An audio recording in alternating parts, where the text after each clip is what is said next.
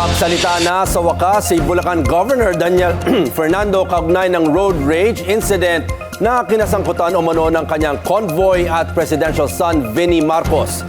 Sa kabila ng pagtanggi ng palasyo na sangkot ang sinuman sa mga anak ng Pangulo sa insidente, tila pitik kay Fernando ang panukalang inihain ng House Majority Leader Sandro Marcos. Ito ang political update ni Isaiah Mirafuentes ng Abante. Binasag din ni Bulacan Governor Daniel Fernando ang kanyang pananahimik tungkol sa umano'y paghabol ng kanyang convoy sa sasakyan ng anak ni Pangulong Bongbong Marcos na si Vinnie sa kahabaan ng North Luzon Expressway.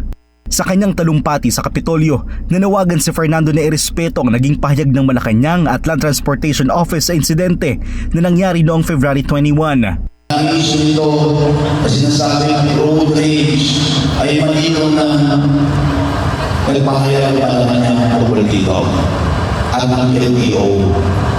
I-respeto lang po natin yan. Okay na po yan. Sa puntong ito, isa sa mga nagtiwang balita na nagagalan sa social media. Ang mas malaga sa akin ay ang inyong pagtitiwala at pagkilala sa aking pagkatao. Ayon kay Tulfo, sakal at sapak ang inabot ni Fernando matapos harangin ng kanyang convoy ang sasakyang minamaneho ni Vinnie Marcos sa NLEX. Nalaman lang daw ng mga tauhan ni Fernando na anak pa na ng Pangulo ang kanilang hinaras nang kunin umano ng bodyguards ang lisensya ni Vinnie. Itinanggi na ng Malacanang na sangkot ang sinuman sa mga anak ng Pangulo sa insidente. Pero tila may koneksyon sa nabalitang komprontasyon sa NLEX ang inihaing panukala ni House Majority Leader Sandro Marcos, ang kuya ni Vinnie. Sa ilalim ng House Bill 8190 ang panukalang Anti-Road Rage Act, maaaring makulong hanggang 4 na taon ang sinumang driver na masasangkot sa road rage incidents na magreresulta sa physical injuries o pagkasira ng ari-arian.